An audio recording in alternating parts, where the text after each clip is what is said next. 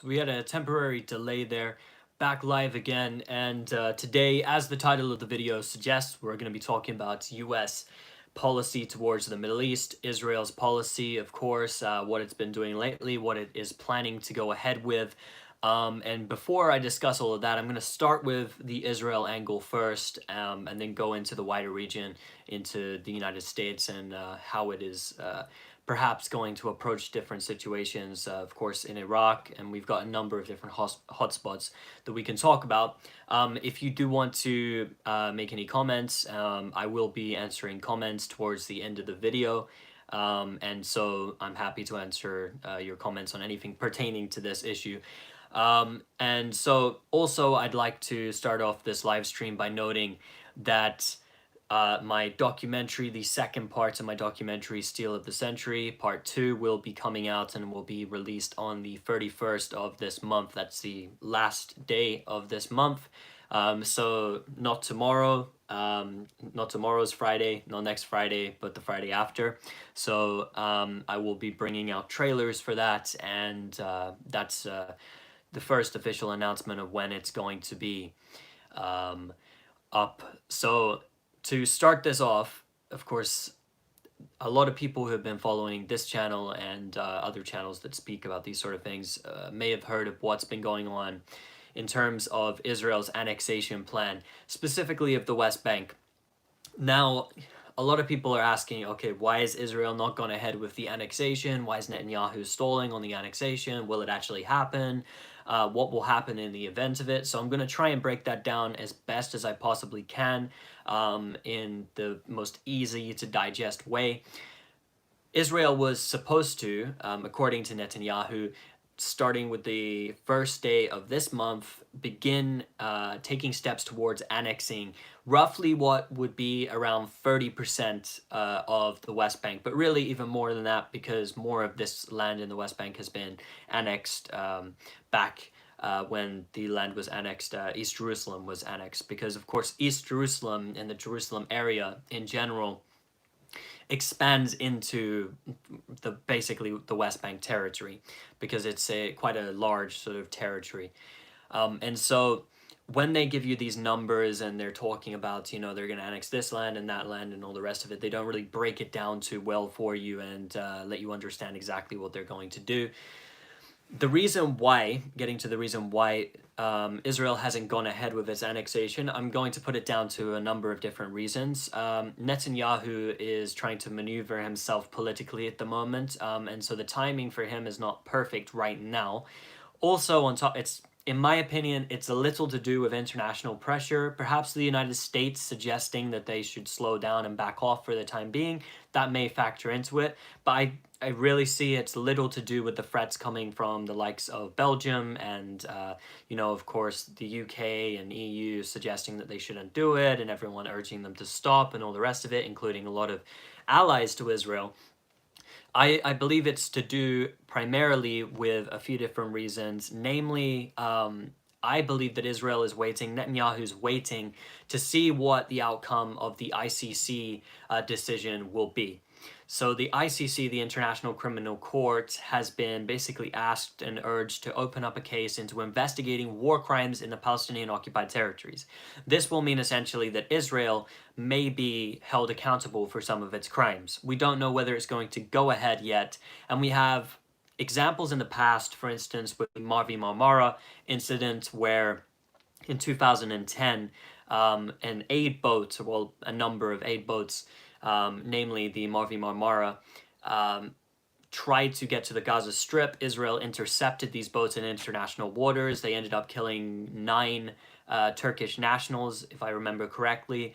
And basically this case was brought 3 times to the International Criminal Court, and the chief prosecutor, Fatou Bensouda, threw it out 3 times, basically, and there's been no justice for it. So we don't know whether they will actually investigate war crimes, and the pressure will be so immense this time that they will make the official decision to go ahead and investigate war crimes. So Netanyahu is probably waiting to see what will happen on that front. That's probably one of the reasons, potentially, for him doing that. Also, there's a whole situation with the COVID-19 crisis, inside of Israel as well. And on top of this, he's trying to delay this decision and he'll try and play it off to his base that the annexation it's something he's had to fight for, and that his political enemies are coming after him to stop him annexing the land, because Netanyahu ran on the campaign promise of annexing the West Bank. And this is where it all came out of course, that Netanyahu was promising this as part of his campaign package. So we don't know exactly how much of the West Bank he's going to take, but I suspect that there will be parts of the West Bank taken. Purely on that there's certain ways that Israel can annex parts of the West Bank without having the international backlash that everyone, a lot of people are anticipating. Namely, I believe that what Israel is going to do when it eventually does go ahead with its annexation is it will take the settlements. Now, Israel will say that, on paper, this is 5% of the West Bank, and that really in reality it's around 10%, but we'll ignore that for the second. They'll say it's 5% of the West Bank. The settlements Israel wanted as part of the final status agreements on these issues, these final status issues, that Israel wanted the settlements anyway for mutual land swaps, and that the two-state solution is not dead. Of course, this is not accounting for the fact that Israel has already annexed East Jerusalem, which is, of course, in violation of international law, in violation of the UN Charter, just like any annexation side of the West Bank would be. And the fact that Israel's wall built into the Palestinian West Bank has already usurped 12% of the West Bank as well. So really what we will have is a situation where Israel basically has already established its dominance over this land. Israel really already controls the entirety of the West Bank. And it doesn't need, a lot of people are talking about the Jordan Valley, which is the land which lies, of course, to the west of the Jordan River. And this is the most fertile land in all of Palestine for, a future potential Palestinian state. This constitutes roughly about 30% of the West Bank, this area, the Jordan Valley and the Northern Dead Sea area, which Netanyahu claimed he would take. I don't think that they will even have to go ahead with that. The reason why is because if Israel wants to reap the benefits of that land, all it has to do is just place more settlers and settlements in that area. It already controls it in its entirety, pretty much, other than Jericho, but it can go into the area of Jericho, which is technically under Palestinian Authority control, anytime it likes and do whatever it wants. And 85% of this area, the Jordan Valley, is completely inaccessible to Palestinians. And it's used for, it's closed military zones. It's used for a military training ground. Their troops are already there. Their presence is there. They've heavily occupied this land. Any Palestinians, specifically a lot of Bedouin communities, are always uprooted. They've been ethnically cleansing Palestinians from the Jordan Valley for years and years now.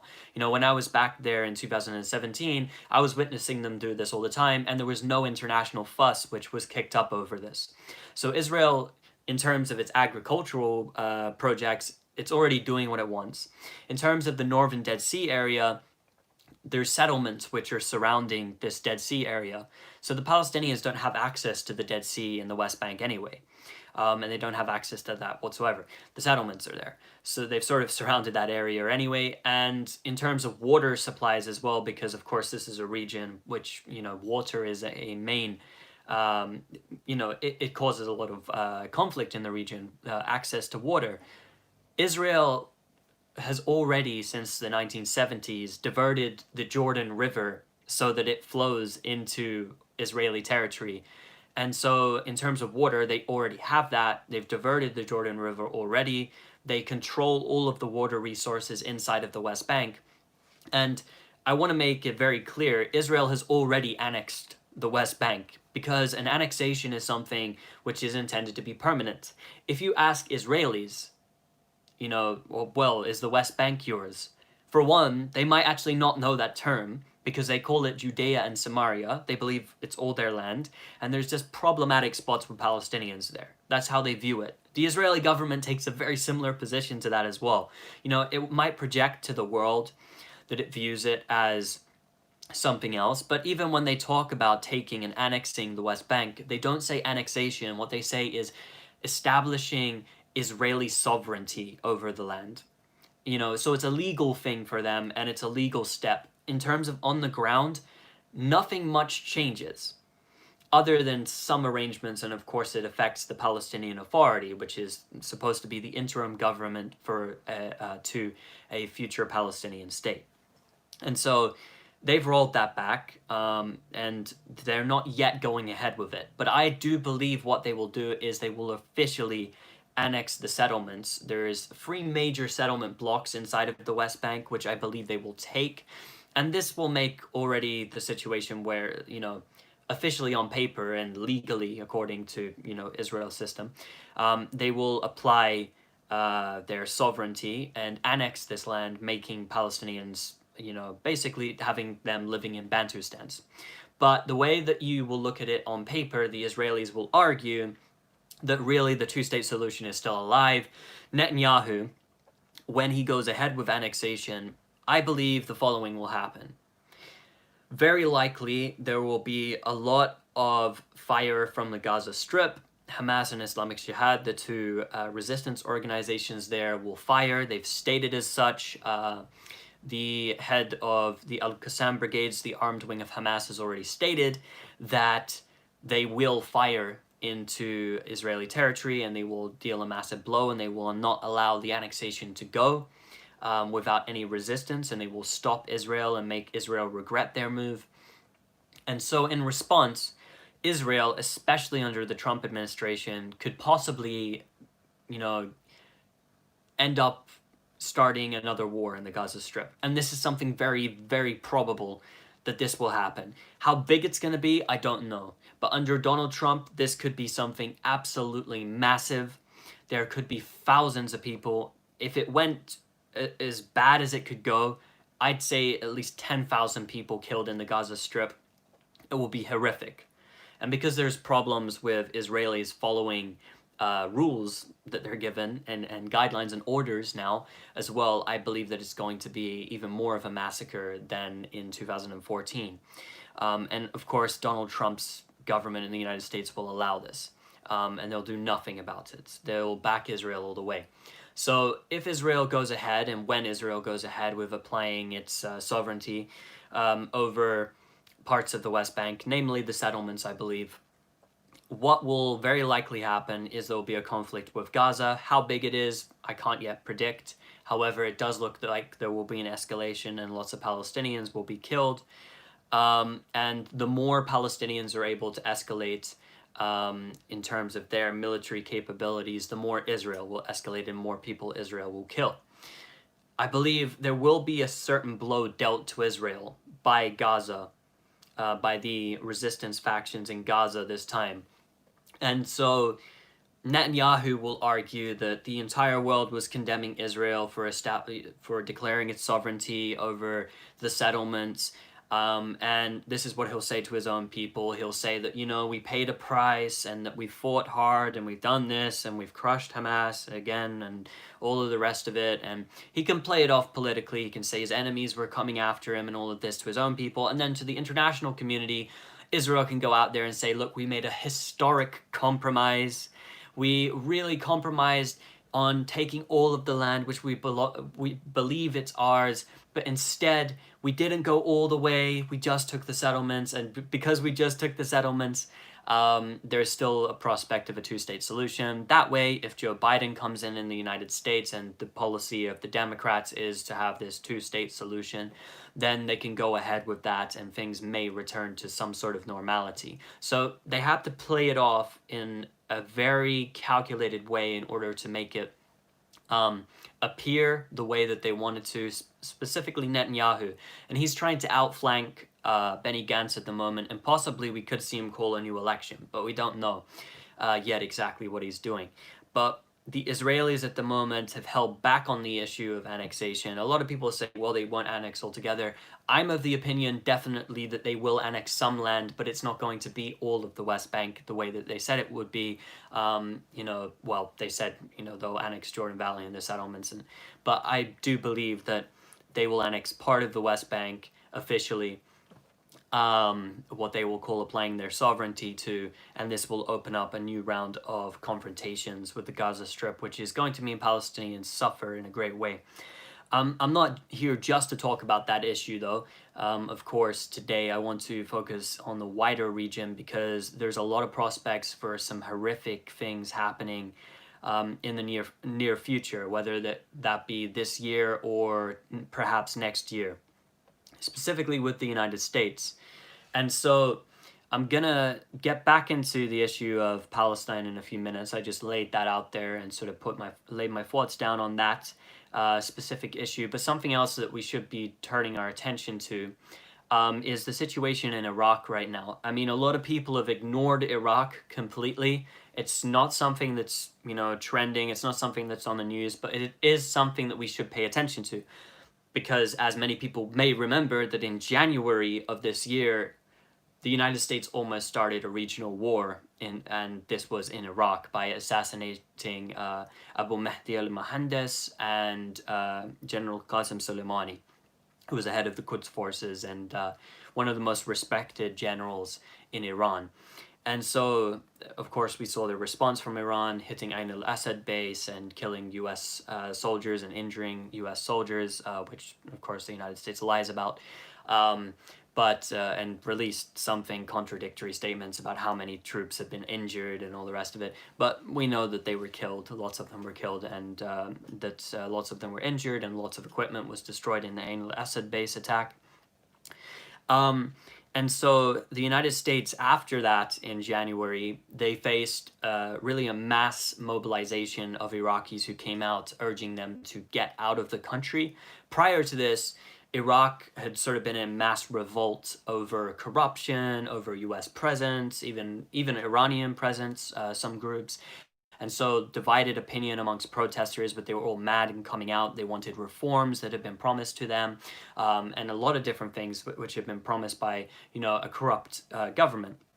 Of course, this government, this not technocratic government, sorry, this government which had been put in place, basically was installed by the United States and set up as, supposedly a force for the United States, but it hasn't worked out for them completely the entire time. I'm not going to go into the history of Iraq too much, but right now there's two scenarios basically for the United States and ways that it can go.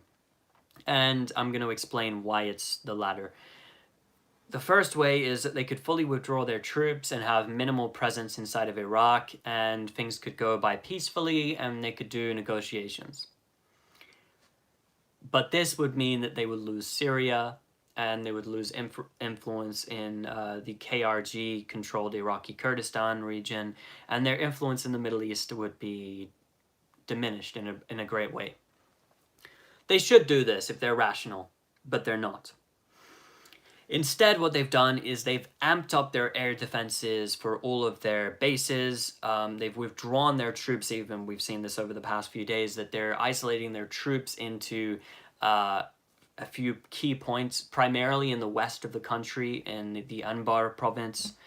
And so what we see from now is that if the current Prime Minister, Mustafa al-Kadhimi, if Mustafa al-Kadhimi does not order the United States out, then we will see either a civil war where the United States will back one side and use them as a proxy force against the likes of the PMU, the Hashd al-Shabi, or we will see the United States actually use its military might in order to basically take hold of the western side of Iraq.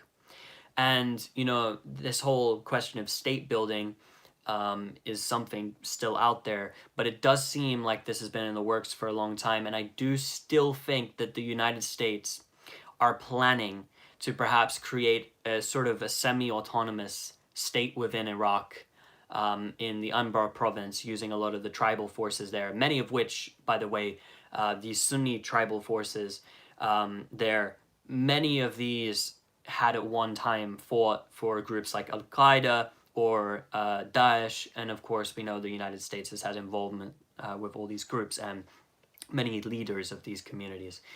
And so the United States, if it wants to stay in Iraq, is going to have to fight for it. And what better to, bring in money for the military-industrial complex other than a war? This is going to be great money for them. And of course, this would mean that they could hold on to the Middle East. For the United States, if they want to counter Iranian alliances and control inside of the Middle East, strategically they have to be thinking about how they're going to prevent that. They know that Iran has great relations inside of Iraq, of course, especially with the PMU, but with the government too. And of course, the PMU, the Popular Mobilization Units, are actually part of the Iraqi armed forces.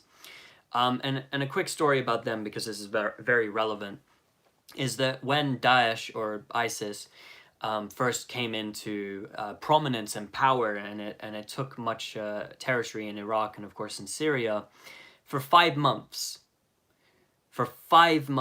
the United States didn't lift a finger against ISIS. For 5 months, they did absolutely nothing against ISIS, and it was the Iraqis that had to fight them off.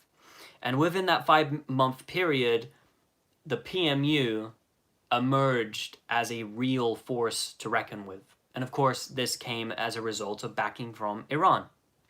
So the PMU, being the force it is now, is the force it is because they had to fight off ISIS from taking Baghdad and taking the entire country. And this was a real prospect at one point, because you remember just a few years ago, ISIS was close to taking, the Iraqi capital and the Syrian capital. And so this force right now is a force to reckon with, and of course it's very closely aligned with Iran because of the fact that Iran was the one that helped it defeat ISIS. Okay, and they did defeat ISIS. The US later came in with air support. And so what we will see in the future is that the United States wants to break up this supply line and this direct link that Iran has with its allies through, of course, from Iran, Iraq, Syria, Lebanon. If it wants to do this, in the northeastern side of Syria, the United States, of course, holds that area. Technically the SDF holds it, which is, the PKK and YPG, these Kurdish groups.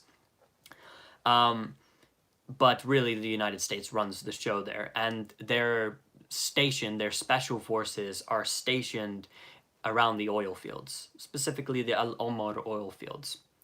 Now, if the United States wants to have a real strong presence in the region and they want to stop that road, let's say, through the Middle East, which of course benefits Iran, if they take the western portion of Iraq, they have their power in northern Iraq, and then next to it, right there, they have northeastern Syria. Then they have control of not only the oil, but they also have this basically big base inside of the Middle East, and it's smack bang there, really in the middle between Syria and Iraq. And this would disrupt, of course, the aim of this would be to disrupt the unity between Iran and its allies, to be a counterbalance. And it knows that Russia also has its hold inside of Syria. Now, Russia helped the Syrian government fight off all of, these Takfiri groups and all the rest of it, and any of the other groups who were fighting against the Syrian government. However, they have control in a way that benefits Russia. It's not for just strictly Syrian aims and Syrian needs. When it comes to, for instance, Israel, the Russians will not act, even when they lose their own men, we've seen. And so the Russians there, at least if they're stopping Syria from aggressing and taking back the Jalan, the Americans are happy. and the Americans sit on the oil, and they allow, you know, the Kurdish forces to operate there and claim that that's their land. Of course, they have the KRG force there, the government there in what's called Iraqi Kurdistan, which is basically like a semi-autonomous state, really, which is operating there. And there, of course, for a long time, they had full control of the Kirkuk oil fields, and you know, they were selling that oil actually to Israel. And Israel used to get 77% of its cheaply imported oil from those oil fields, just so people, you know, that's an interesting fact people should know. And so for the United States to hold its control, keeping in mind that the majority of its military bases are in the west of Iraq, and that if the United States is not told to leave by the government, even if it is, I mean, this could still result in war. If the United States does not leave on its own accord, there's going to be some sort of conflict and war, which is going to happen inside of Iraq. And, you know, it will take a lot of work to stop this from happening. So this is a big prospect there inside of Iraq at the moment. And so we have to see how things play out, of course, because it could play out in a number of different ways. But this is a hotspot to focus on.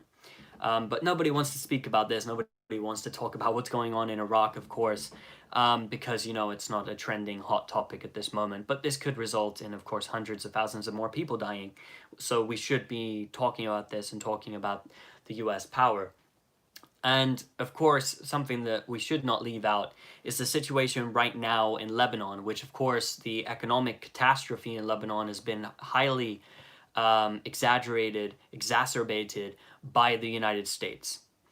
And so Lebanon, we're hearing reports that if the situation is not fixed, and there's talk of IMF loans coming in and the rest of it, there's talk of many different projects, but we don't know which way it's going to go exactly now, that there could be a 70% unemployment rate inside of Lebanon. And the situation seems to be deteriorating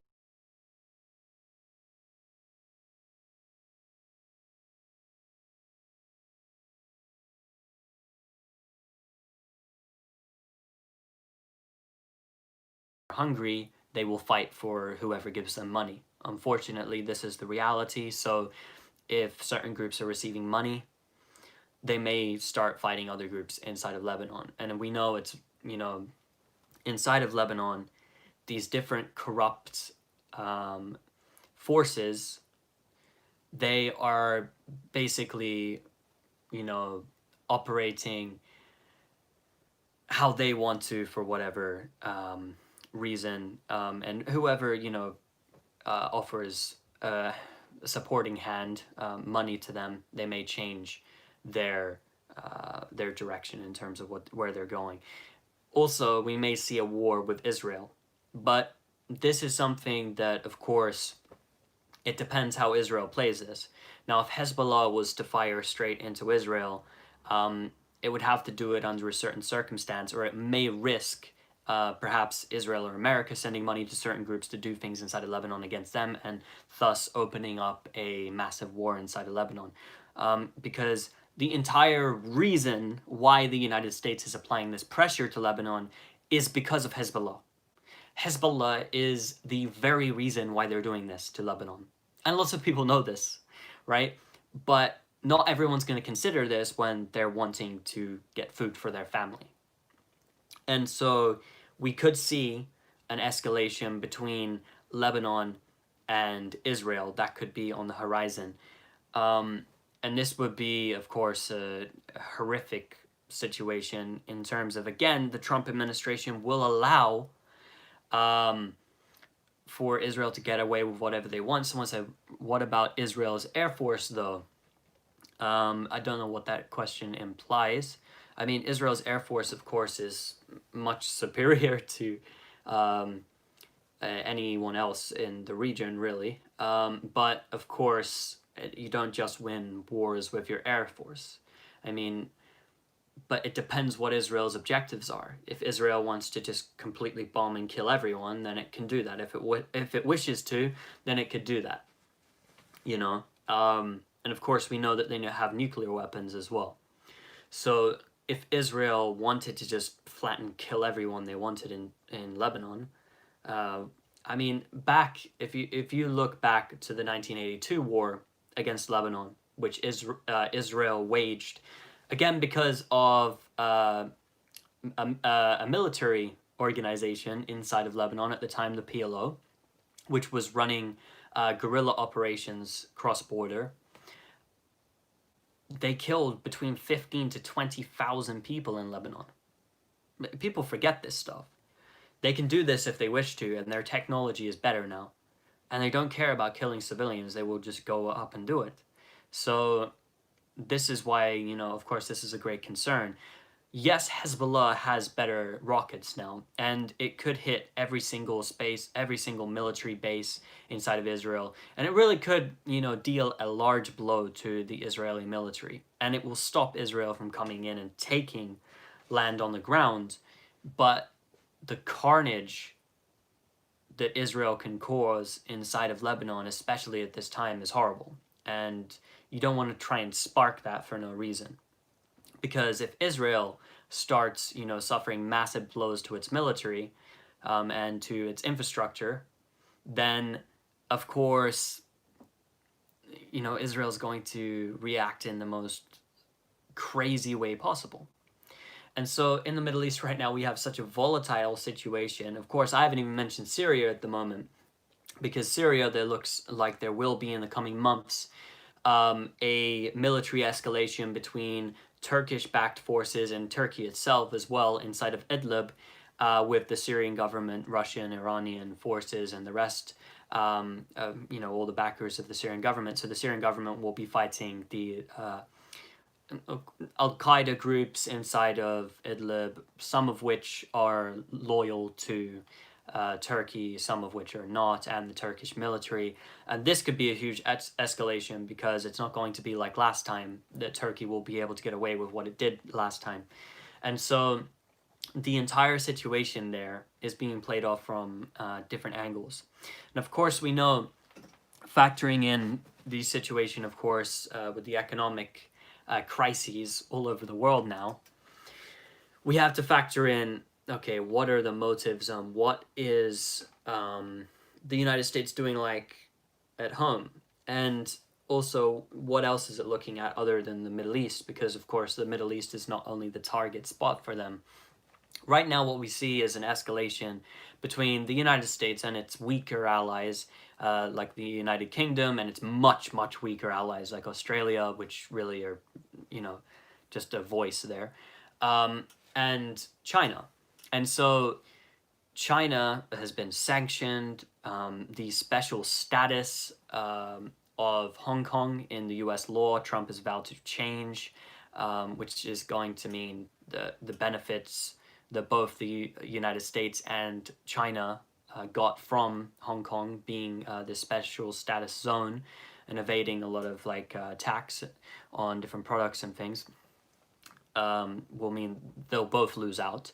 And this is the ongoing trade war that we're seeing with China.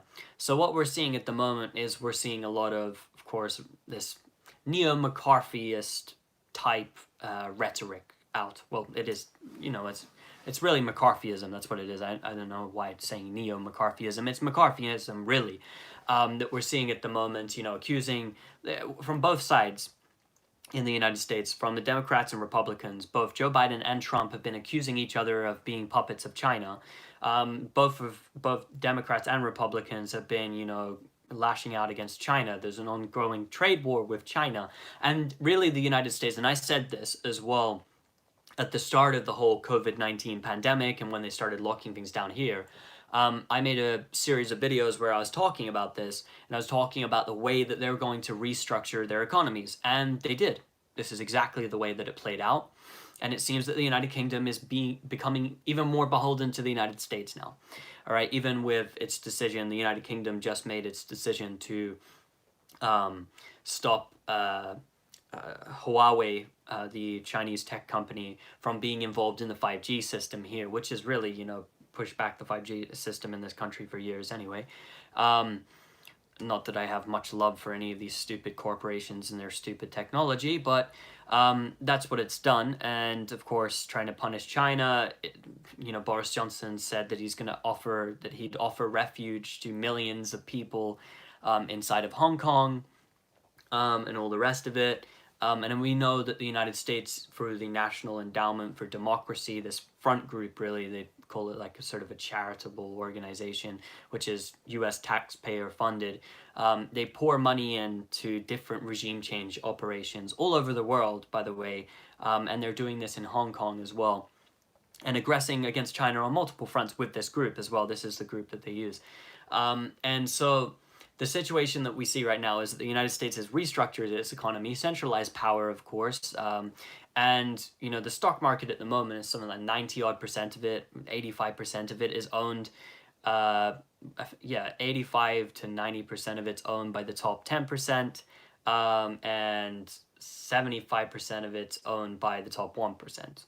And so this massive corporate bailout of trillions being given to these huge corporations in the United States and destroying small businesses is what we've seen over this period. That's what the government's been doing. Whilst blinding you with all the other stuff and rhetoric and all the other crap, they've been restructuring their economy, screwing the poor, furthering the gap between the poor and the rich. And why? Because they need to restructure their economy and they need to work this way in order to fight China. It's an economic war. And make no mistake, both of them have business ties with each other.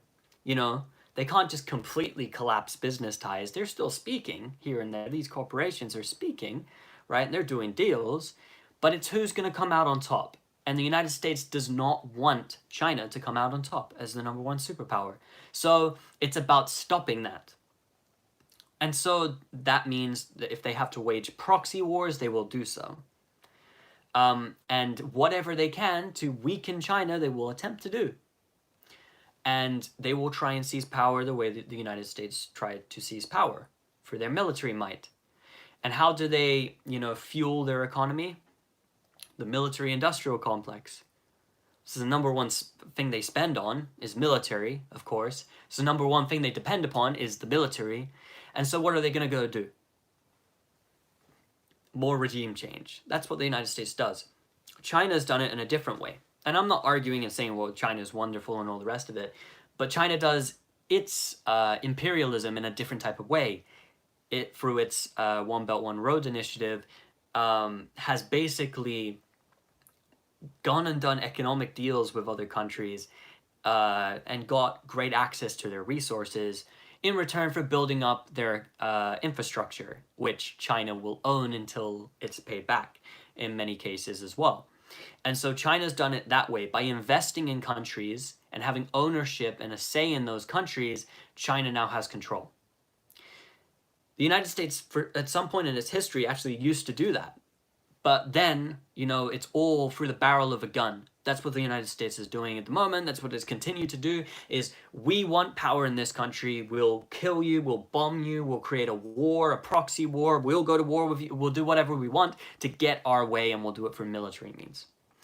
And it seems that, this way still works to an extent. Of course, the US is still a superpower and it's still doing what it's doing, but it looks like it's collapsing. It really does at this point. And so it's about the way that the United States wants to go out. And I think really, if it's going to go to war anywhere, a lot of people are saying Venezuela. I don't think it would be a good idea for them to do that. I think more strategically, if they focus their effort on Iraq, whether it be through proxy and just using air power, or it will be putting troops on the ground in order to take that portion of the country in western Iraq, I believe that will be a hotspot, of course. And so the United States and its policy at the moment is being driven by a number of different factors. Also, we had to factor into this that China and Iran, it still needs to be signed off by the Iranian parliament, I believe. The Iranian government still needs to sign off on a deal between China and Iran, which would basically mean that the Chinese would have a lot more influence in the region, and also Iran may try and be the gateway for China to go in and invest in Syria as well. That's another thing. And so China has also been offering investment inside of Lebanon, under the current, the past prime minister of Iraq, Adil Abdul Mahdi. Iraq was wanting to exchange oil for the infrastructure of the country being built up, and so all these things, they work in tandem. I know I'm going all over the place, but in order to understand the situation, all these different dots connect. And the United States policy reflects what it's doing, of course, at home and with its trade wars and the rest of it, because it all factors into their decisions, and their strategy in the Middle East is, as it's always been, bomb stuff and take stuff. When Trump went into northeastern Syria, or when he allegedly withdrew his troops from Syria, that's what he said, and everyone was like, yeah, Trump withdrawing troops after you bombed the country multiple times and funded terrorist organizations like Nusra and all the rest of them. Everyone was cheering. Then what he did is he moved them to Iraq, and then he moved in special forces inside of northeastern Syria, and as he said, secured the oil. And so that's the situation inside of northeastern Syria to this day. No one really bats an eyelid. Of course, the mainstream media, the corporate media, doesn't say anything about that. They'll criticize Trump for, the ridiculous things he says, racist things he says, whatever it may be that Trump is saying, and his him allegedly being owned by Russia, which is not true.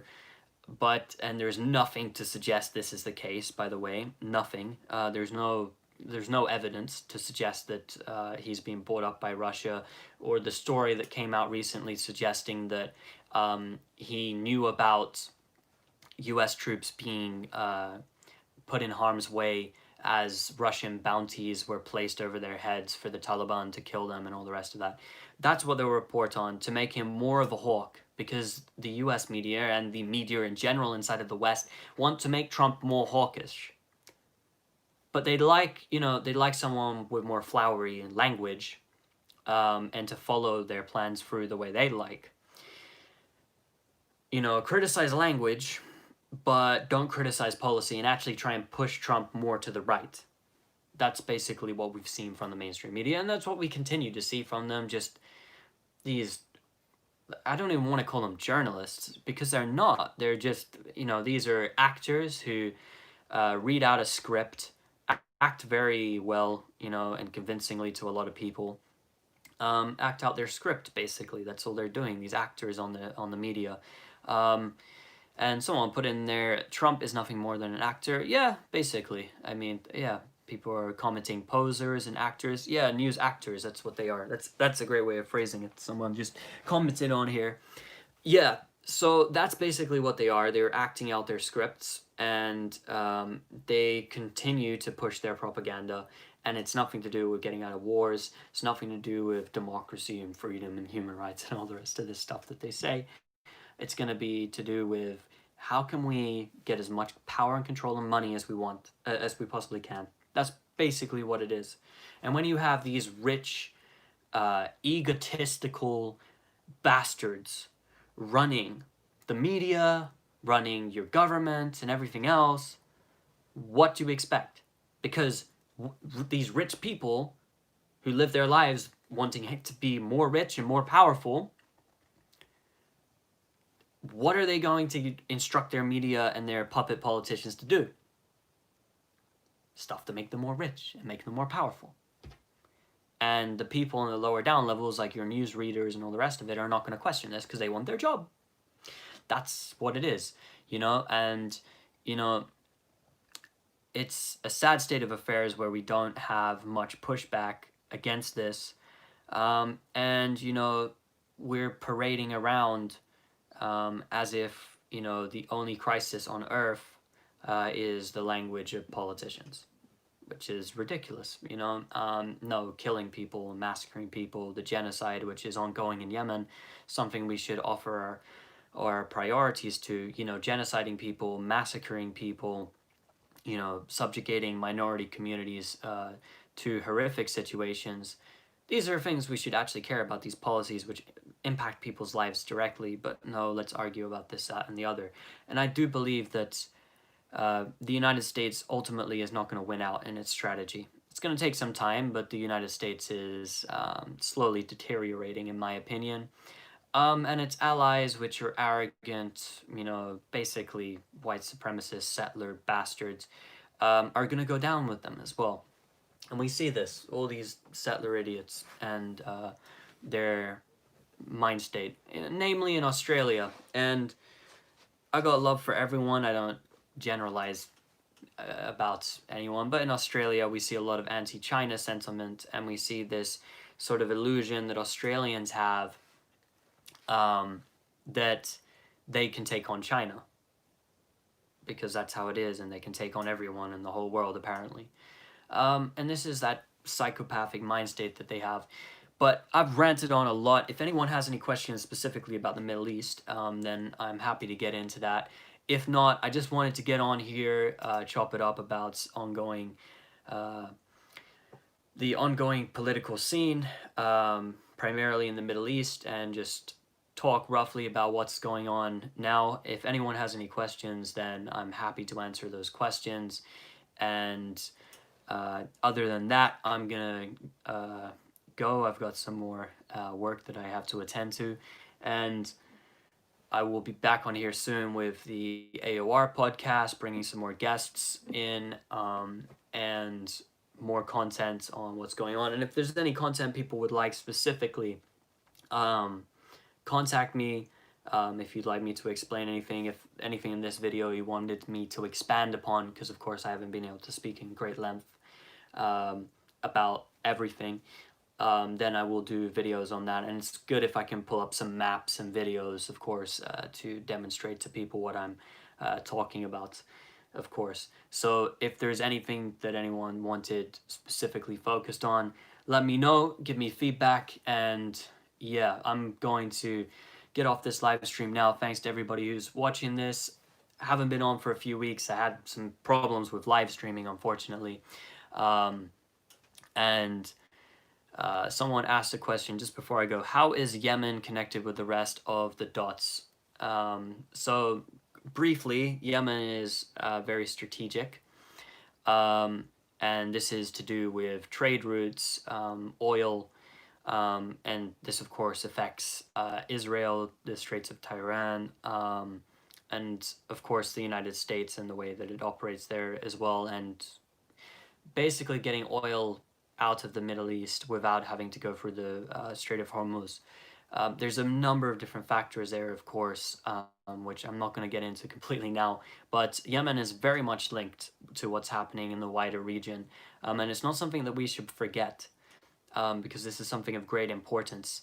So thanks to everybody who's been on here today. I'm going to sign off now, and I will be making more videos in the future, update videos on different things, but I thought I'd shine a light on some of the topics which have, in my opinion, are of great importance at the moment. And everybody watch the situation in the Middle East, because it's extremely hostile right now, and things are at a boiling point in many different countries. So peace, salam to everybody on here, and thanks for watching this video. If you like the content and you want more, let me know. Give this video a like, share, subscribe, and spread it to other people as well. And also, again, gonna plug in that the documentary, the second part to my documentary, The Steal of the Century, will be coming out at the end of this month. So peace to everybody in there.